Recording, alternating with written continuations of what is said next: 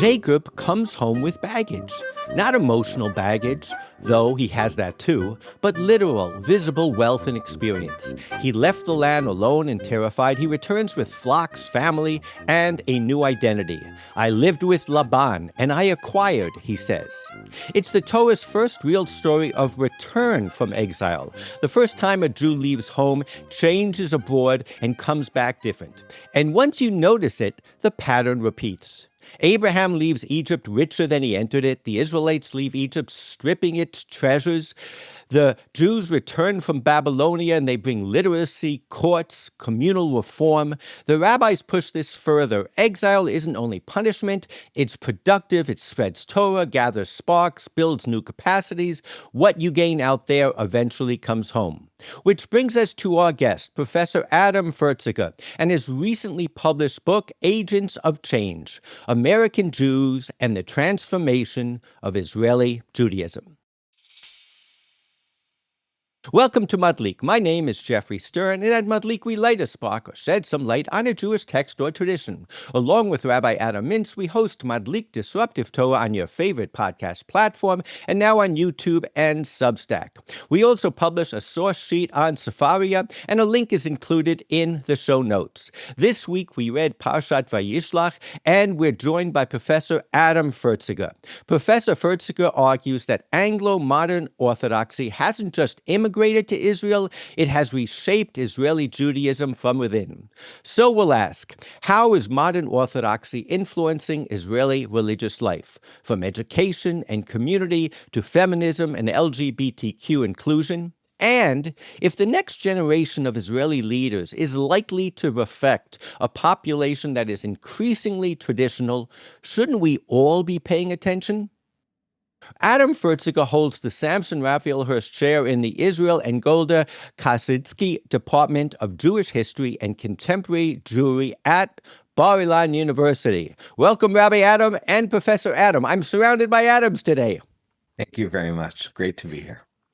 It really is exciting to have you, and I must say that the first time I invited you was for Parshat Lech Lecha, where we did something on Aliyah. We did it with your cohort at Bar-Ilan, Noah Ephron, and he actually said, what did American Jewry bring to Israel? He said environmentalism and not-for-profits. But you are focused on the religious sphere, and I would love, Adam, Professor Adam, I'll call you, if you could tell us maybe your personal story, how you arrived to Israel, and maybe the changes that you saw that maybe triggered the writing of this book.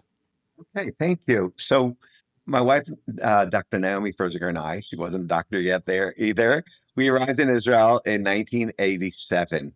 We had actually both spent time on gap year programs. I'd spent 2 years in a yeshiva in BMT in Yeshivat Har Zion here, and then went back to college in America. And we were living in Jerusalem. And then after 2 years, we moved to Kfar Saba, which is a very Israeli town in the center of the country, adjacent to Ra'anana. Many people from the United States know Ra'anana better. And we spent 33 years there. We brought up our children there. I was a communal rabbi for a good number of years. And even after I stopped being a rabbi in a more official capacity, I continued to be involved in Jewish life and religious life there, primarily offering services to non-observant Jews in that area. And in the meantime, I developed an academic career and did my PhD. I had the privilege to write my MA with a very well-known Jewish historian by the name of Jacob Katz from the Hebrew University through YU, but through the Katz was my advisor. And then I worked with Professor Gershon Bacon at Bar-Ilan, and I was privileged to eventually become part of the tenure faculty and become professor. So that's my very quick professional trajectory. And in terms of what I'm looking at here, it's a big change. When I came to Israel, I'll give an example from politics, even though my book is really not focused on politics. In 1988, there was an election, and there was a party called Meimad, which was supposed to be a moderate, traditionalist, religious-oriented party that was running as an alternative to the more right-wing, more settler-oriented, more focused on stringency in their interpretation of Jewish law, religious-Zionist party that was that had been dominant for many years and had increasingly taken on these positions. And I spoke to lots of people, and it seemed clear that Meimad was going to get like 5, 7, 10 seats, and it got none, 0. And I realized after thinking about it that it wasn't that everyone was voting Meimad, but I knew everyone who voted Meimad because it was such a small little cadre of Anglo immigrants. And for many years, I could give many anecdotal examples. The sense was that the modern orthodoxy or types of perspectives that I'd grown up with in the United States and internalized from different places were really on the periphery, even deviant in a certain way. And we can get into that. And that changed in the 2000s. And that's really the starting point for my book. Why did that change? How did that change? And we can talk more about that. But that's the starting point. Yeah. So you saw that little bubble of modern Orthodoxy, what you in the book call moderate Orthodoxy, grow from a bubble to something that you argue in your book. And I think for someone like me that reads the paper all the time about those settlers and those hilltop youths and those nationalist Zionists with the focus on nationalism and all that, very encouraging in terms of how deep it is. But I don't think it's a story that we all know. I think if you were to ask most Americans what forms of Judaism have the potential and are slowly having impact or failing to make impact, they would talk about conservative, Masorti Judaism. They would talk about reform, progressive Judaism, maybe even Chavurah Judaism. But what your book kind of really highlighted for me that I hadn't really realized, that for whatever reasons, most of those foreign imports will remain foreign imports. And you have a wonderful chapter on to comparing reform and conservative to McDonald's and Starbucks. But the focus of your book is the radical difference between modern Orthodoxy as practiced in the U.S. and what it encountered, and then what it is slowly gaining traction in Israel. Why don't you, for our readers, for those of us who are not that, I would say, knowledgeable in the nuances of these differences, why don't you paint a picture of Haredim? We all know they're pretty distinctive with their long coats and payas, but why don't you draw a map a little bit within the Kippa Sruga, the knitted yarmulke community, and what it is you're focused on in particular? And just one thing to add, Adam, and that is, why don't you give us a little background about modern Orthodoxy in America so that people could understand that distinction? Okay, that's great. Yeah, sometimes when I get interviewed, they want really short, quick answers, and I'm really happy that you guys are, digging in deep. It's a lot more as a professor, sort of my comfort zone. But you can stop me at any point if you feel like I tell my students the same thing. So that's the best way to move forward. But I'll just say, Jeffrey, I did write a book about Haredim in America, and actually it has a little bit of a different twist there. It's called Beyond Sectarianism and won a National Jewish Book Award. So, there's also work to talk about there maybe another time. But just to give a backdrop. So I always start with a point, and I'm starting actually with Adam's question because it's the backdrop, is that when Jews became integrated more into society, the question was those people who everyone had a choice. What do you do? Some people made the choice of becoming acculturated. Some people made the choice of developing new versions, reform, conservative, reconstructionist, all sorts of approaches to how to integrate the new world in which Jews were becoming or being welcomed to some degree with their religious values and identity. Zionism is one response to that as well. But there was a group, which I also believe, following my teacher, Jacob Katz, had a choice, and they became known as the Orthodox, the people who continued to see the Jewish law as the basis for their religious values and behaviors, but did not. But okay, that's the point of departure for the Orthodox, and then the Orthodox split. Those people who you call Haredim, who sort of tried to insulate themselves because they saw modernity principally as a threat, as a danger, and only engaged to the degree they needed to financially, politically, or from a survivalist perspectives. And those, starting with a bunch of people, certainly Samson Raphael Hirsch, the Rabbi Frankfurt of Main, was a critical person in this process, who actually said that modernity offers opportunities, and actually Judaism can flourish in ways it never could when it was more ghettoized or limited, et cetera, because of the lack of emancipation, et cetera. So the modern orthodoxy that developed in America, which had institutions that grew in the early 20th century, like Yeshiva University, like the day school movement, like the more modern Orthodox types of congregations affiliated with OU, Young Israel to a certain degree, the Orthodox Union, the Rabbinical Council of America, were different shades of that idea that we need to live, and we can actually, if we do this right, Judaism can flourish. Many of them were also very pro-Zionist over time. They had a titular figure in Rabbi Joseph B. Soloveitchik, who became the leading rabbinical figure in Yeshiva University, himself with a PhD from German university. And this is the world in which I grew up in. I grew up in a place called Riverdale, New York. I went to a synagogue where the rabbi in the 60s and early 70s was Rabbi Dr. Yis Greenberg, and I went to a school called Ramaz, founded by the Lookstein family. And that world was a world in which we weren't talking about conflict. We were talking about balancing, or about navigating, and about enjoying and drawing from the benefits of literature, of intellectual pursuits, of academia, of science, etc., as part of our broader sort of synthetic Jewish identity. Now, I do want to be very clear. Religious Zionism is a derivative of that as well. Absolutely.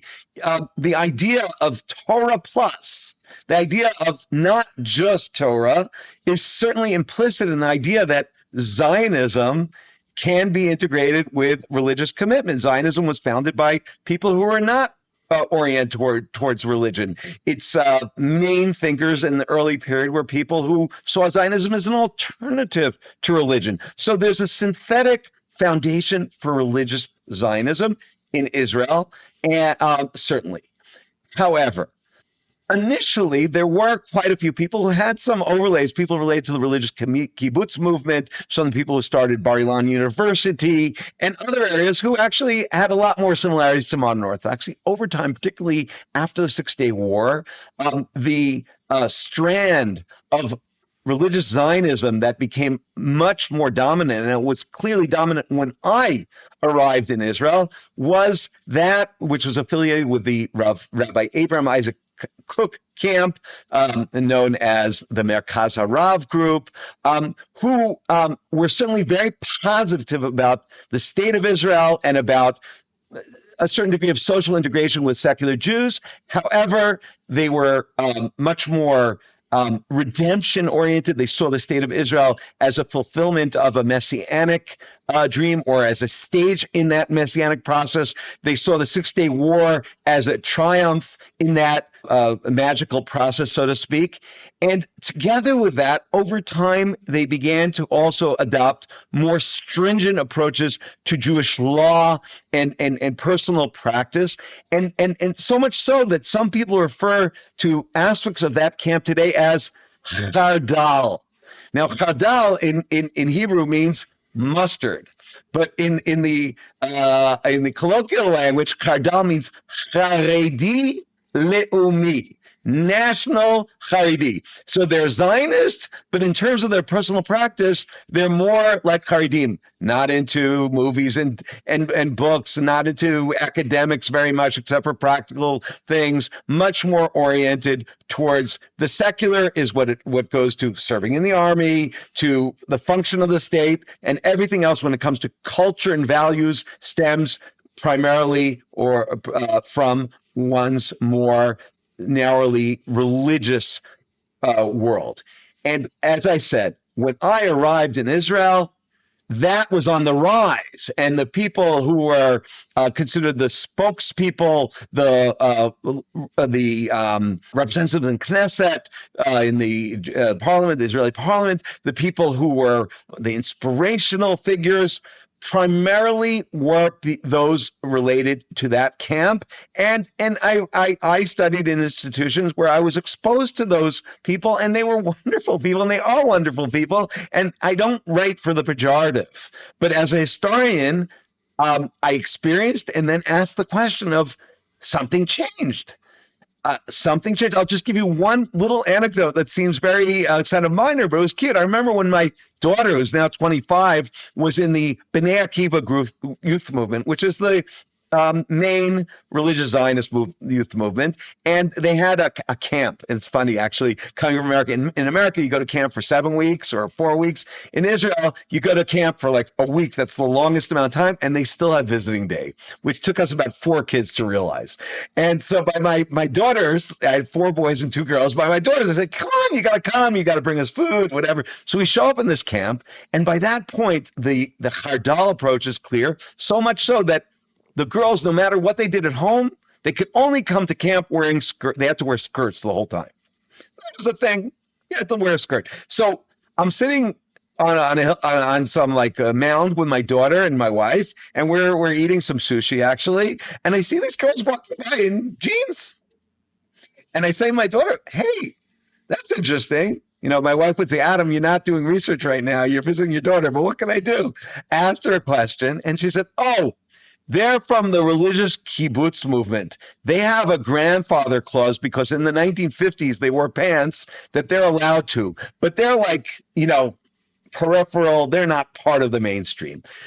So here, and I can keep going, of course, the focus of my book is on the change, on the fact that today the religious Zionist community is much more diverse. And I want to be clear, the Merkaz Arab is still the majority. I don't want to make it sound like there's been a reversal, but there has been a diversification. The world of religious Zionism is broader, is more assorted, has many more voices, and those voices are legitimate voices that come across in the press, come across in synagogue life, come across in public life, and more, these are people who are academically trained, rabbis who are academically trained, women who are very, very strong in their religious backgrounds and parochial backgrounds, together with new perspectives, who have authority, who have impact, people who are involved in more critical study, people who are very appreciative of the broader Israeli culture that's developed in many areas that go beyond religion. And these are people who are central voices with institutions that attract thousands of students year in, year out. And we still haven't come to the punchline, of course, is what happened and how did this develop, which is my big question. I'm happy to answer it. Do you want to interject in between, or should I just answer the question right away? What I'd like to interject is, for the most part, I think really your story is the story of students, meaning to say that we have Rav Kook and we have Rav Soloveitchik.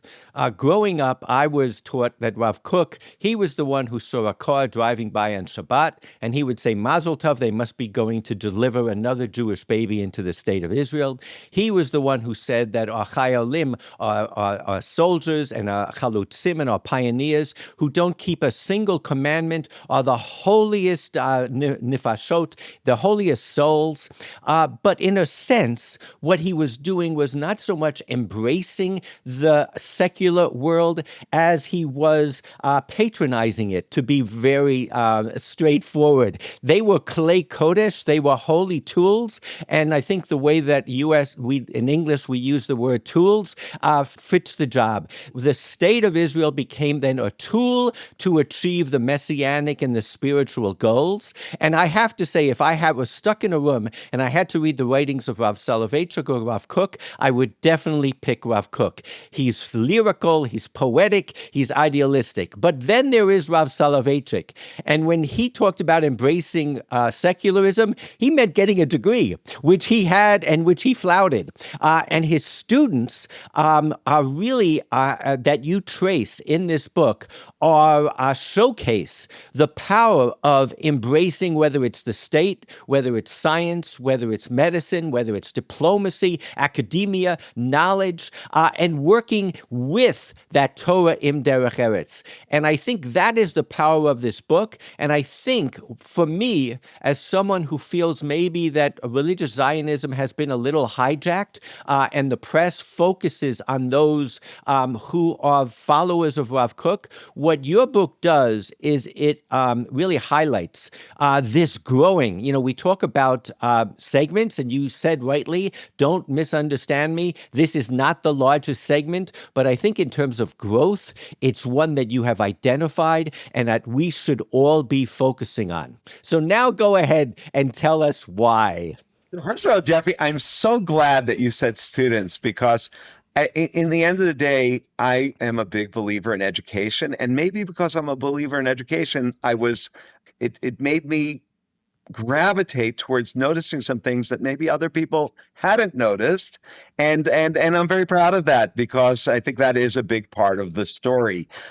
Just to echo what you said, and Rav Kook, there's a great book that Mark Shapiro just put out in English about Rav Kook that's worth reading, that offers a very interesting reading of him. But Rav Kook's son, Tzvi Yehuda, who was the central figure in post-67 religious Zionism, took a lot of what Rav Kook had said that you described and maybe made it a little bit more parochial in certain ways and a little bit more redemptive in ways that his students ran with it in one way. But I will say that there's a famous quote that really echoes what you were saying before, that's written by Amos Oz, the late, great Israeli author, in his book, Po V'Sham Be'eretz Yisrael, in his book where he describes walking around Israel in 1982 and all these different places that he visited. So he has one point where he talks about Rav Kook, and he talks about how Rav Kook adopted the framing of what's called Tinok Shenishba, that secular Jews should be embraced, because even though they do lots of sins, they really are just ignorant. They don't know what they're doing, and therefore they're really good people in their souls. They're pintel yids, and we should give them sort of let them get a pass, because they're a tinok shenishba. They're an infant taken captive, which is a Talmudic and Maimonidean formulation. So Amos Oz responds. He says, "Call me a Rasha. Call me a wicked person. Call me an apikoros. Call me a heretic. But just don't patronize me and call me a baby. I know exactly what I'm saying, and you may not like it, and I'm willing to debate you, but respect me for the decisions I made." And interestingly, one of those agents of change that I highlight, the one I call the game changer, Rabbi Dr. Aaron Lichtenstein, in a book that came out in 2016, quotes Amos Oz, and he says how much Lichtenstein, does not identify with the Tinok Shenishba approach, and really understands very well that criticism that Oz had, and he seeks to find an alternative means of communication and of connection to Jews whom he disagrees with. And he says, I'm happy to respectfully disagree with people and then move from there. I don't have to turn them into people who I can just sort of dismiss their opinions. Now, what I saw in the book, or in my research, and that's where it came, is that there's this gap.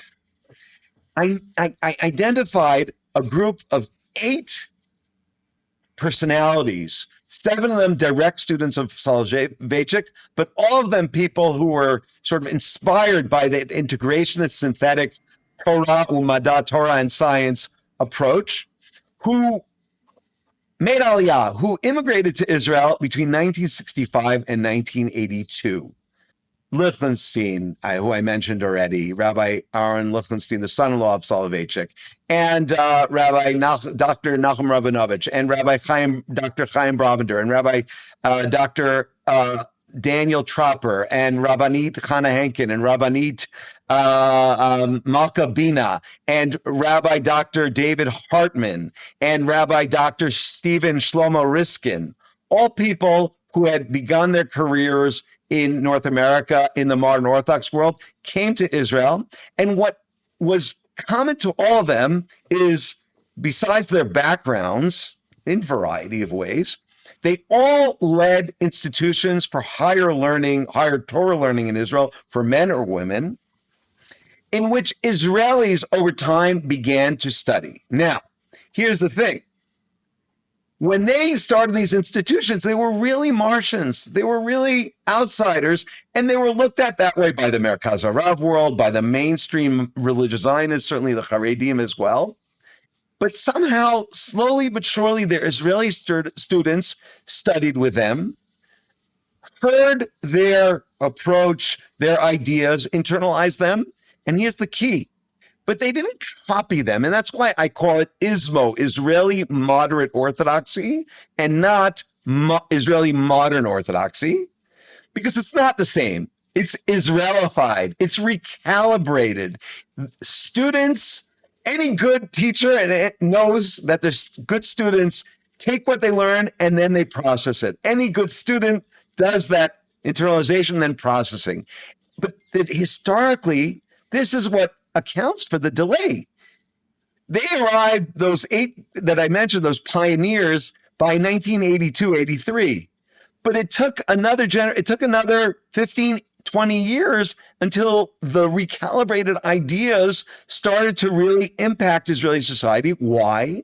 Because in the meantime, their students themselves became leaders of institutions. Their students themselves became public figures. Their students themselves became spokespeople, and they established constituencies throughout Israel. And therefore, the process has 2 pieces. The early agents are those American modern Orthodox figures who came here, very, very profound individuals. But the second agents are their Israeli students who do the key process. And that's exactly, Jeffrey, where pointing to students is so important, because it's the students and the way they take it and made it Israeli, made it local, didn't just make it an imported product. And that was actually the place where I applied the McDonald's, Starbucks analogy, using some transnational theory, which is really not looking at religion at all, but how do globalized products succeed? And following the work of someone named Mel Van Eltern, I understood that the products which tried to be duplicated, like Starbucks, in all sorts of countries, didn't necessarily succeed in places where they had a different coffee taste. But the ones in which they sent people out to check the market and to learn what were the tastes, what were the flavors that they would like, what were the pita in the Big Mac that had to be part of it, and the hummus and the tahina, and integrated the local with the imported and created something sui generis, something new. Those were the products that succeeded in the new place. And that analogy helped me to think about why this Israeli moderate orthodoxy, in at least in part, to account for its success in the 21st century. Now, I have a question, Adam. Obviously, this is all amazingly fascinating. I'm interested. You talk about you wrote about the global product. What about the immigrant experience? Meaning that, is that true about all immigrant groups, that they only make an impact in their new place after a generation? You say after 15 years. Is that always true? Or because Jews and the Torah world focus on education, it was more true in the experience of the students, Rabbi Soloveitchik? So, it's a great question. I wish that I had an absolute answer. I think it depends. I think that there are profound people who arrive. I mean, Rabbi Soloveitchik was an immigrant himself, and he came after he'd done his PhD, but he was young, and he It was in took him a long time. We don't know anybody, right? We grew up together, and we don't know anybody from the 40s. I mean, look at my friend Seth Farber's book about Soloveitchik Right. in Boston. It was complicated, and people forget about those things when people reach these heights. And Lichtenstein today is considered, a very important figure in Israeli religious history and cultural history. But it was only when he was soon before his death, actually, I think it was in 2013, not 2016, when a book was written in Hebrew by an Israeli author, Rabbi Chaim Sabato, who's a very well-known author who interviewed Lichtenstein and put Lichtenstein's ideas into Hebrew and in a language that spoke to Israeli readers, that people other than his direct students and their the students really became exposed. So I would say, Adam, And he won the Israel Prize, which also and he made won him the Israel Israeli. Prize, Right. and and things happen. But I think that immigrants play really interesting roles. I was introduced to a wonderful book about an Italian immigrant Catholic priest in Philadelphia. I forget the name of the book right now, who serviced a immigrant Italian Catholic community in Philadelphia for like 50 years. And after he passed away, the congregation found his diaries that were up in the attic of the church, and they gave permission to a professor from Temple University to review them. He wrote this wonderful book, and he argued the following, which is interesting when it comes to this subject of immigrant leaders. He said the assumption is that you have an immigrant priest, an immigrant rabbi, an immigrant imam, that they are sort of like the hedge against integration, against acculturation. They're the ones who are always representing the old place. They're the ones who are always trying to prevent people from becoming acculturated or assimilated with their local place. But it turns out that that's not necessarily the case, that actually what they are bridge builders. They are cultural agents for facilitating a more stable integration into the new place. It's very hard to integrate. I'm an immigrant. It's not easy. Your language, your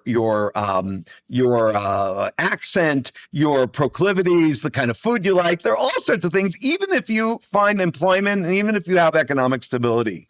And having a priest or a rabbi or someone who gives you stability and gives you a sense of continuity and a sense of connection to your roots and not a complete detachment is critical for facilitating that type of integration. So that really opened my eyes. And it's not just valuable in terms of American society. I think it's very valuable for some of the figures and how they have functioned in Israel in terms of the adjustment to a society. But what I think is fascinating is how the Israelis then ran with it and often radicalized. And when it comes to feminism, when it comes to attitudes towards academic issues, when it comes to society, culture, all sorts of things, a lot of the students were more radical than the Americans were. But they built upon it. And even among the 8 of them, there's a lot of differences between David Hartman and Aaron Lichtenstein, even though they were chavrutot, even though they were study partners in YU when they were younger, et cetera, et cetera. But the milieu that was created is something, that spectrum that applies to all of them. Thank you. So I want to close. It would be very easy to say, based on this discussion, that Agents of Change, American Jews and the Transformation of Israeli Judaism would be a book that would be of interest only or primarily to people that are interested in Israeli Judaism, who are interested in the minutiae that we've discussed today of Rav Kook and Rav Soloveitchik. But I will argue, as anyone who knows driving a car in Israel today, turning the channels, wanting to hear a song by Arik Einstein, the old songs of the Labor Party, will find that the population in Israel, and this, I believe, correct me if I'm wrong, has even been increased by the war that we've gone through in the last 2 years is a population that is much more traditional. The songs are much more traditional. Many of them are actually using prayers and piyutim and poetry that is deep in our religious tradition. And my sense is, and I'd love to know in al regelechat, Professor Adam, what you think, but my guess is that if we had to predict where the next leadership, where the next generation of leadership will come from, it is highly likely that he will be wearing a kippah suga or she will be having a hair scarf on. And therefore, it becomes rather important for all of Israel, and I would argue for all of world Jewry, to watch this nascent movement of moderate Orthodox Jews who are either going to lose out to those who have different interpretations of Judaism, or are going to win and introduce a moderate Orthodoxy that will affect every Jew in the state. And I would therefore argue that your book should be of interest to anyone who's interested in the arc of where Israel is going, whether it's politics, diplomacy, foreign policy, the different tribes and the relationship between them. What thinks you? So, first of all, I endorse completely what you just said. And I do think that the book is not targeted just to specialists and people who are interested in the trajectory of orthodoxy. And the last chapter, really, there's a chapter on Reform Judaism in Israel, but there's the last chapter, there's a lot about the role of women, but the last chapter really speaks about two things that are very pertinent to your point. One is that actually, I think if I'm a historian, but let's say if we want to predict, I would say that the next leader of Israel might have a kippah shkufa. What's a kippah shkufa? It's an invisible kippah. And that's a term that is often used by young people who come from observant families and grew up wearing a kippah, and they decided, even if I do keep Shabbat, I don't necessarily want to wear a kippah, not because I'm less observant, but because I don't want to be divisive socially, not because they're embarrassed, not because anyone's going to be negative towards them, but I want to feel my camaraderie. In that way, yes, serving in the army together with people of all types and putting their lives on the line definitely only strengthen that sense of wanting to emphasize the camaraderie. Having said that, the second point that comes across very clearly in that chapter is a term that I didn't make up, that appears in a book by Shmuel Rosner and Camille Fuchs, but I really liked it. The term is Israeli Judaism, one word, Yadut Yisraelit. And Israeli Judaism is sui generis. It's new. It's something that's a product of 75, 76 years of sovereignty. It's a product of struggling with a tradition that emerged for over 2,000 years as a minority in dominant Christian or Muslim environments that now has to reinvent itself in an environment of majority with all the challenges, moral, policy, religious, social involved. But there's a new product here, which is emerging. And these are people that American Jews of all stripes can be in conversation with, can talk to, not always agree. And there's certainly levels of politics and other areas where this group has different maybe priorities or orientations. I'm not trying to whitewash, but there are people who share a lot. And so much has been written lately about a people divided and about how the gap between American Jewry, diaspora Jewry, or world Jewry and Israeli Jewry is sort of becoming insurmountable. And there are levels at which that exists, but there are also levels that, as you said, Jeffrey, and as Adam, you drew attention to, that are not given sufficient currency and attention. And actually, I think that those are areas that maybe reading my book will help people to think about them more clearly, and maybe something positive will come out of that. I would certainly be very, very happy if that were the case. Amazing. Well, Amazing. thank you for joining us. And we look forward to continuing the conversation. And to our listeners, the book is worth reading. It really is an eye-opener. So thank you, Adam. Thank you, Adam. We'll see you all next week. Shabbat Shalom. Shabbat Shalom. Shabbat Shalom, lihitraot, toda rabah.